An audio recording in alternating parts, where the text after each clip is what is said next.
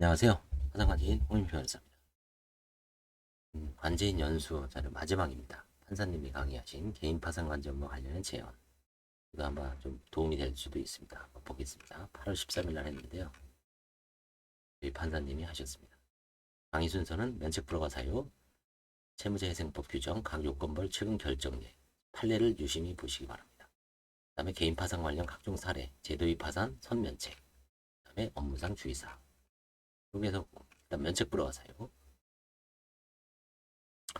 채무자회생법 546조 제1항입니다.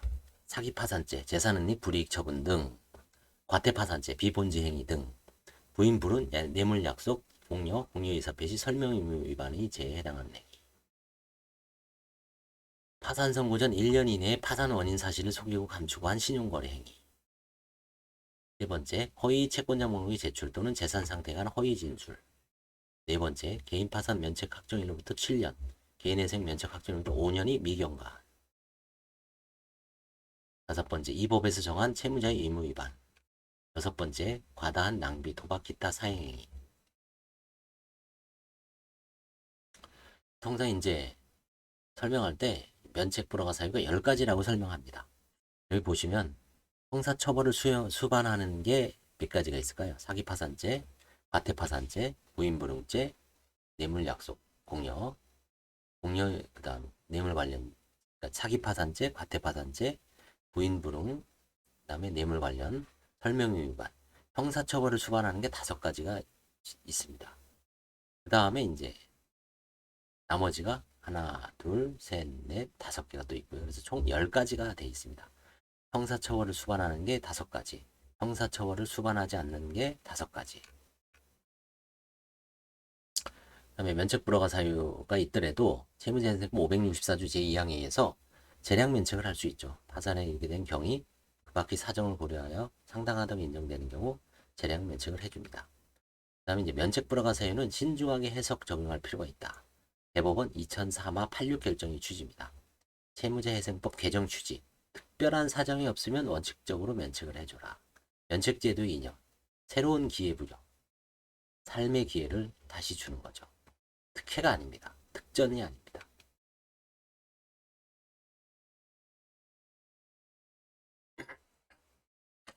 그래서 면책 불허가 사유 중에서 재산 은닉을 보겠습니다. 이 재산 은닉은 그전이나 지금 현재 아무리 뭐 서울해생법원 법원에서 채무자 프렌들이 하게 운영을 해도 재산 은닉과 관련된 것은 여전히 세심하게 봅니다. 대법원 2023년 8월 18일자 2023마 5633 결정을 보겠습니다. 사실관계는 채무자는 국민기초생활보장법상 생계급여, 주거급여, 장애급여 법상 장애수당 급여자입니다.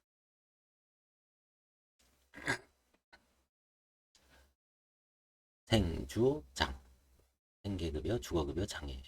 의료급여도 있죠. 생주의도 있고요.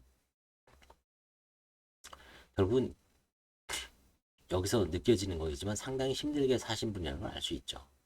연세도 꽤 드셨을 거예요. 채무자는 이 공적 부조금을 전 배우자 및 자녀에게 대부분 이체하는 겁니다. 자녀가 피보험자를 채무자로 한 보험계약도 체결했습니다. 위 이체받은 계좌에서 보험료를 지급한, 그러니까 사실 이 보험은 채무자가 내고 있다고 봐야죠. 제1심과 항고심은 면책 불허가 결정을 내렸습니다. 자녀 명의로 보험계약을 체결하는 방법으로 재산을 은닉했다는 이유로 면책 불허가 결정을 내렸습니다. 글쎄요, 그 보험료가 뭐 생존에 필요한 뭐 상해라든가 아니면 일부 좀 보장을 해주는 그런 정도라면 큰 금액은 아니었을 텐데, 아무튼 뭐 그거를 좀 외관상으로 보면 사실 은닉이죠. 외관상으로 보면. 다만 그게 자기가 뭐 사업을 해서 아니면 근로소득을 많이 받아서 은닉한 게 아니라 결국 이 사람도 이제 연금 생활자죠. 그것도 본인이 직접 뭐 일해서 번 국민연금이 아니라 국민기초생활보장법상 최소한의 어떤 사회보장적 측면에서 지원되는 생계급여, 주거급여, 장애인 복지, 수당급 수급자입니다. 그런데 불가피하게 뭐 살기 위해서 채권자들이 어떤 추심 등살에 이제 당하지 않기 위해서 결국은 돈이 들어오면 빼놓는 거죠. 그래서 대법원은 2023년 8월 18일 날 파기환송했습니다. 제한고심에서 국민기초생활보장법에 따른 생계급여, 주거급여 및 장애인복지법에 따른 장애수당은 압류할 수 없는 재산으로서 파산재단에 속하지 않습니다. 파산재단에 속하지 않는 자유재산은 항상 네 가지라 그랬죠. 크게는 뭐가 있죠? 압류금지재산. 민사집행법 246조에 보면 압류금지 채권이 있습니다. 그 다음에 압류금지 물건도 있습니다. 동산. 그래서 의식주에 관한 거죠. 그래서 압류금지 재산은 자유재산으로서 파산재단에 속하지 않습니다. 그 다음에 두 번째는 법원에 면제재산 신청을 해서 면제 결정을 받은 재산. 세 번째는 파산 선고 후 채무자가 벌어들인 신득재산. 마지막으로 관제인이 한가를 포기한 재산도 결국 궁극적으로는 그거는 이제 한가를 포기할지 여부는 바로 결정되는 게 아니라 파산 절차를 통해서 뭐 결판이 나기 때문에 좀 늦지만 아무튼 크게 보면 네 가지고요. 정확하게 보면 이제 세 가지죠.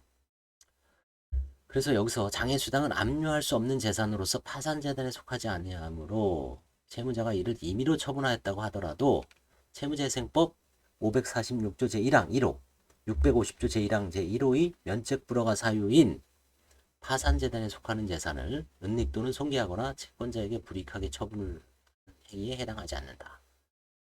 대법원에서 이렇게 봤어요.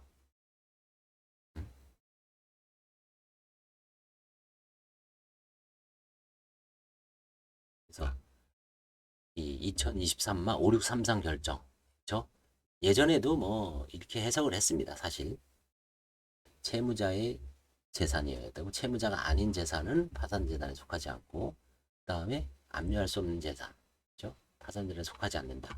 다시 한번 확인을 하면서 뭐 뻔한 거지만 대법원에서 파기환송심에서 이렇게 확실하게 해준 겁니다. 2023만 5633 결정, 중요한 결정이라고 할 수 있습니다. 인용할 만하죠.